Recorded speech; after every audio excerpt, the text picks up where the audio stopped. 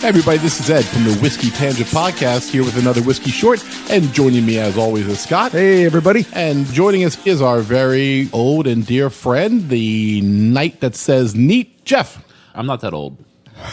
No, Right, you're not old. No, our friendship is old. Yeah, exactly. An old relative. No, he's not an old relative. We're not related. I'm here. And Scott's going to tell you what we're going to do.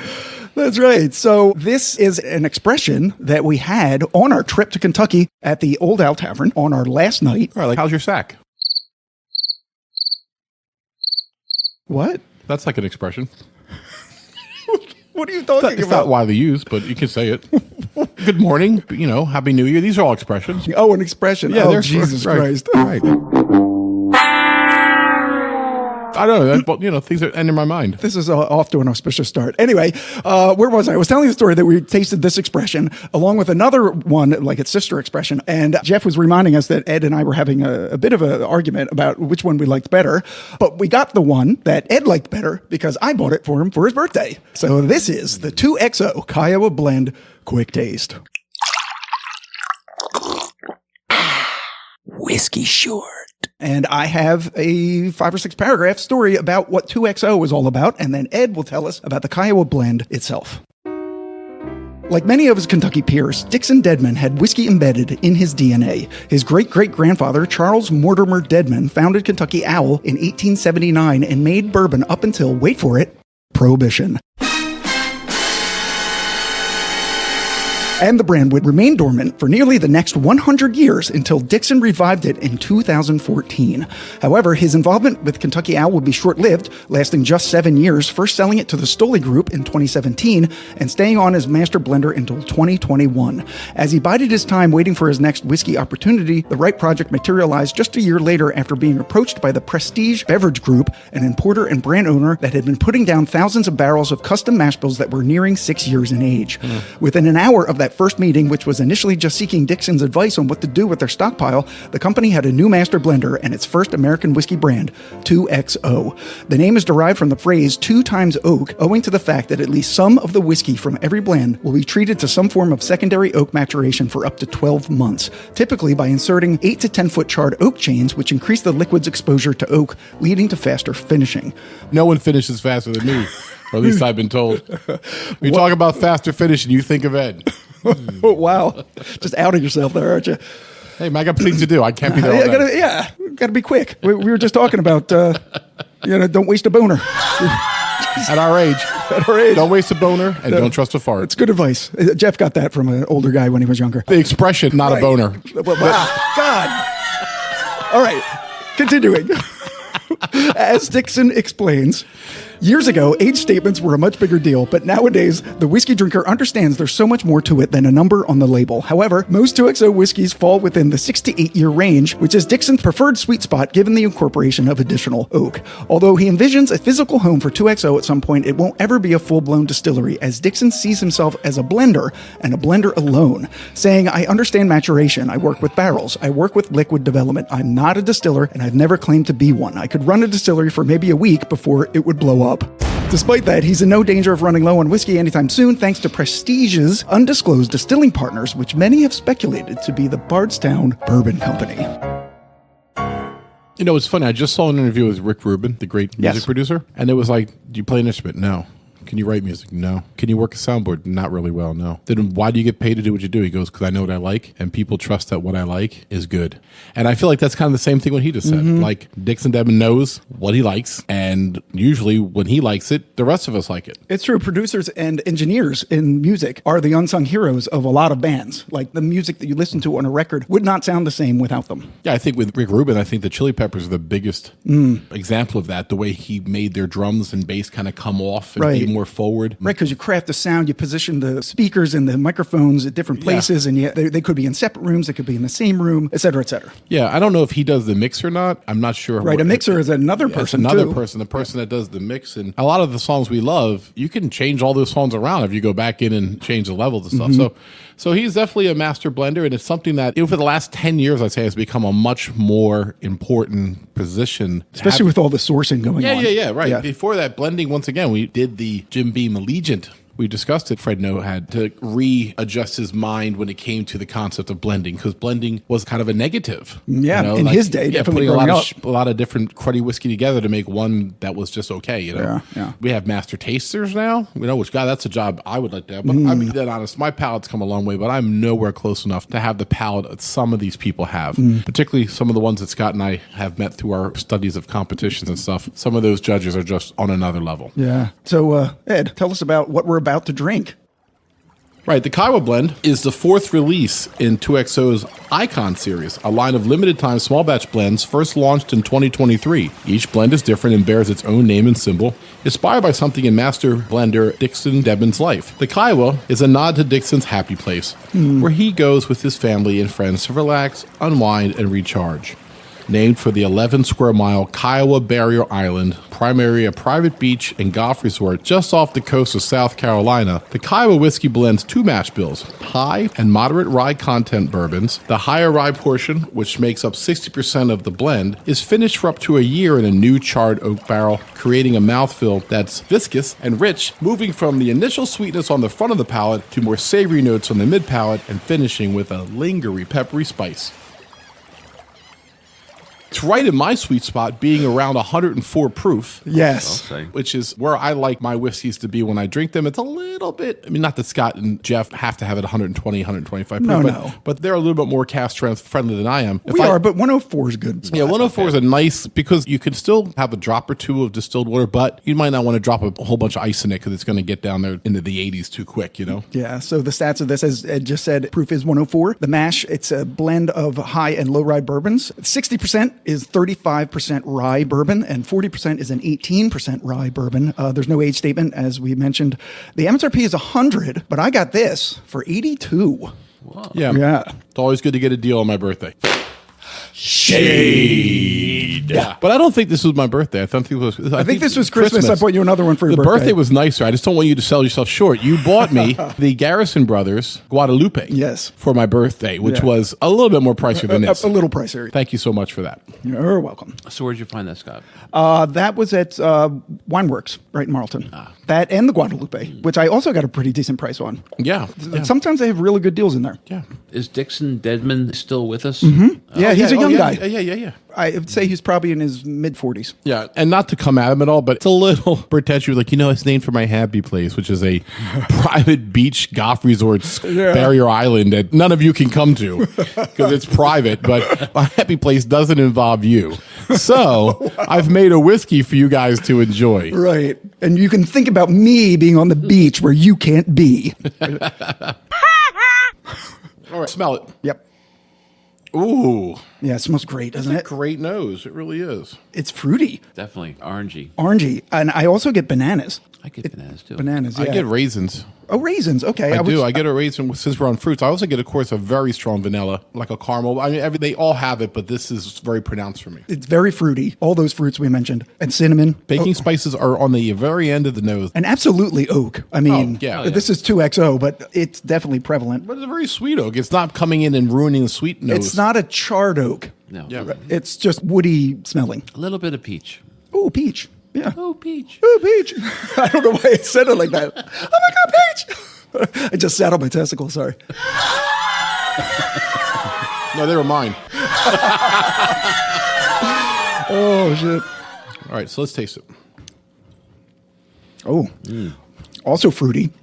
I'll go on with the peach pie again. Peach pie. I'm going to try to get your peach. I'm not getting that. You want to get Jeff's peach?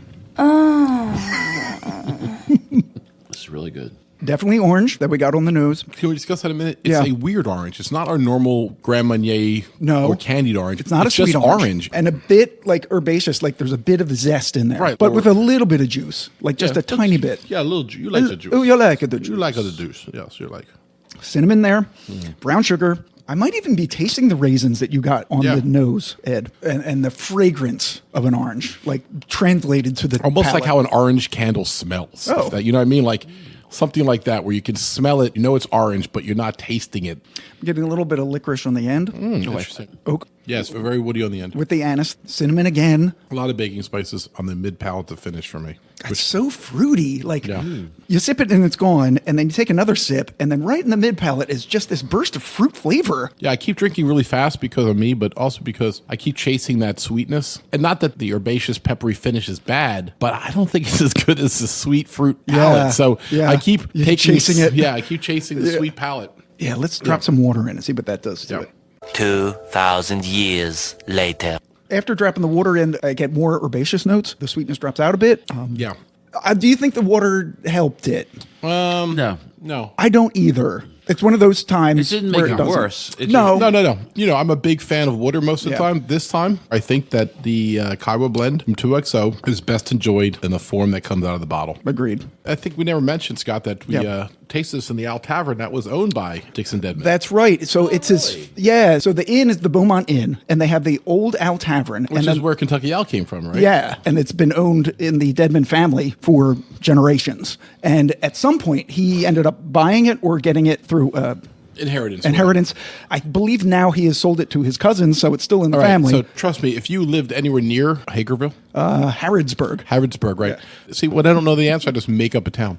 And then look at me, it's Right, Scott. Is that right? and you're like, well, it did start with the correct first letter. That's true. You did have So that. Harrodsburg, if you lived anywhere near there, I guarantee you this would be a place that you go to all the time. Yeah. What was cool about the Old Owl Tavern, like we just discovered it. We didn't know that this was Dixon Deadman's family's we just place. Googled it. We Googled it and it's like, this looks like a good place. We're tired. We're hungry. Let's Yeah. go somewhere last night. And it ended up being an incredible experience with Absolutely. the bartender. And we talked to her and the whole Deadman Kentucky Owl connection. It was really cool. No, it Well, that's was. the thing is, how many times did we just like throw a stone and hit someplace that was awesome? We did. Like almost every time. Every time we did that, starting with our first meal, Across the street from, Evan Williams. or no, I was going to say across the street from Angel's Envy. No, that was Oh, our yeah. second place. But our first place was the Bristol Inn or Oh, something. where we got the Manhattan Mondays. By the way, Jesse was our bartender at the Owl Tavern. Right. Tasting notes from Drink Hacker. On the nose, a festival of licorice, deep citrus, and port. Deep citrus in your face, Ed.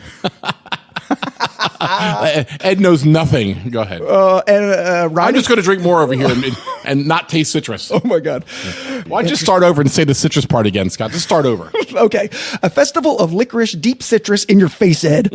And port, although port has raisin notes and you got the raisins. Maybe, yeah. Riding on tingly spice and saucy barbecue smoke with vanilla cream trailing right behind. Yeah, that's what I guess. On the palate, a more refined presentation of the same eclectic range of nosing notes, including a notched down undertone of barbecue smokiness with big, bright white pepper, mint, mellowed malted vanilla cream, and Werther's caramels. On the finish, intentionally oaky with illuminations of buttery cereal notes that's ultimately more savory than sweet. I mean, we hit a lot of them, but I cannot believe he did not mention the sweet fruits at all on this. Yeah. Maybe our palates are better than this guy's. Well, I mean, we all got fruit. So, I mean, I don't know who this guy is. Yeah, he's some hack. He's Drink Hacker. That's his name. In my face. No, actually, no. Also in his face. Yeah, burn, Jeff. It's in everybody's face. What year is that from, Scott? Do you have that? The Icon series. So it started in 2023. So all of the Icon series so they're pretty recent. are pretty recent. I can go through them, actually. I have them listed. Sure, why not? People would like to know. So they're all 104 proof, and they're all MSRP of 100. We have the Phoenix blend, so I'm going to do them in order. That was the first release, creme brulee, butterscotch, red apple, caramel, and peppery spice. The Innkeeper's blend, which is their second one, it pays homage to the Deadman family's 100-year plus history in the hospitality industry as owners of the famed Beaumont Inn on Kentucky's Bourbon Trail, whose Old Owl Tavern attached to the hotel we visited, which we've already talked about. Butterscotch, cherry, cinnamon, and subtle earthy notes. That's the Innkeeper's blend. The Tribute blend is the third one, named in tribute to Dixon's parents and the path that they paved for him. We all got parents. Not special because you have parents, Dixon. But he had a whiskey that he named for his parents. Oh, well, I didn't do that. That's No, pretty special. no. Nutmeg, orange zest, black pepper, toffee, apricot, and red hot cinnamon candy. So the fourth one is the one that we're tasting tonight, the Kiawah, and the fifth one just came out, the Sneakerhead blend, from his passion for sneaker culture and the collectibles that represent one's unique sense of style. Banana bread, cinnamon, clove, allspice, cedar, and pepper. They also have a 2 oak series. They're both 92 proof and half the price, so $50. The American oak, which we had at the bar as well. That's the two that we were arguing over. I think I like the American oak a little bit better. Yeah, but I think we were including price of the dram. Okay, so I do think the Kiawah was better than the American oak. Clearly, I do too. But you were saying for the increased price, is it twice as good? So is it right? So it was good. The American oak was so good. I mean, if you find that in the world, everybody go get it. But that's how we are. Like last year, the best whiskey I had was the William LaRue Weller. It was spectacular. I tear up at night thinking of it. Beautiful whiskey. But it's hard for me to find a bottle less than $1,500. I know. I won't buy it. No, stupid. Now you can say like, well, you deny yourself. No, I'm just living in the real world. Hell, I could get 15 of the Kiawahs here for one of them. Right. So it's the same thing with wine. Like if I get a $20 bottle of wine, I can enjoy it. $50 bottle of wine, it's only 4 glasses. So I'm like, I'm not really enjoying it. Is It's it that gone. much better? So me, Scott, and Jeff all have a big goblet and it's gone for $50. I've had 1 glass of wine. Same thing with the William LaRue Weller. All right, I drink half a bottle of whiskey and it's like, oh, that was $750. No, I could pay half my rent. That's right. Well, a third. Half my rent. What is it? 1997. Right, sorry, I meant a third. Yeah. So there's 2 in the oak series. It's the American oak and the French oak. The American oak was first. Honeysuckle caramel, citrus zest, butterscotch, roasted cashews, and nougat. And the French oak tastes like caramel, cherry, roasted nuts, coffee, and cinnamon. And the last one that they have in their ongoing series of whiskeys, it's a single barrel. They call Gem of Kentucky. I think they put one out every year. It's their premier offering, which claims to be the only double-barreled, single-barrel Kentucky straight bourbon on the market. Say that again. The only double-barreled, single-barrel Kentucky straight bourbon on the market. I argue about that because I could have sworn when I was at Peerless. So they took a single barrel and then they rebarreled it. Well, I know the one that we drank in the warehouse with a single barrel. Oh, that definitely is true. I'm going to look up. Give me a second. Go ahead. Okay. They were selected exclusively by Dixon from his stocks of high rye mash bill that spent a full year in new charred oak barrels before bottling. That's 108 proof. Tasting notes, of course, are different with every release because it's a single barrel, but it says that they range from chocolate, cinnamon, toasted marshmallow, and baking spices to more savory dark fruits, nutmeg, and black pepper. The MSRP is $200 for that. All right. Looking at the tasting notes from our Peerless tour. Okay. It was double oak number 7. Single barrel bourbon. And so the bottle I have at home, I believe that's a single barrel. So, but also Peerless is so small. I'm not mad. They probably don't know it. Well, 2XO is also small. Yeah, they're too small. I mean, you're right, though. Maybe they don't know each other. They're not following each other. They said they claim they believe they were. It says, which claims to be. Claims to be. And until Ed came along, it was working fine. Wasn't there meddling kids? Yeah, you're right. You meddling kids have ruined us again. Where's the distillery? They don't have a distillery. Right. So So we can visit. they just source, and then I'm sure there's a facility where he does his blending, but it's not a full-fledged distillery. Right, it's a mental institution. No, that's my facility. Right. Maybe he does it in his inn. On his beach. Look, you're right. That's Maybe right. on his He private does it island. on the His beach. private Barrier Island that he goes to.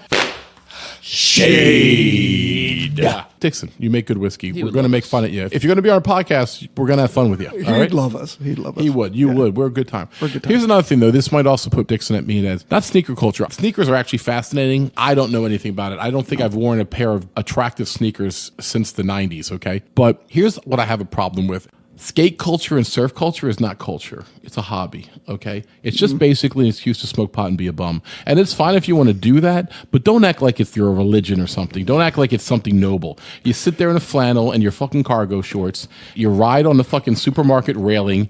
You land in the parking lot in front of people. Cars have to stop.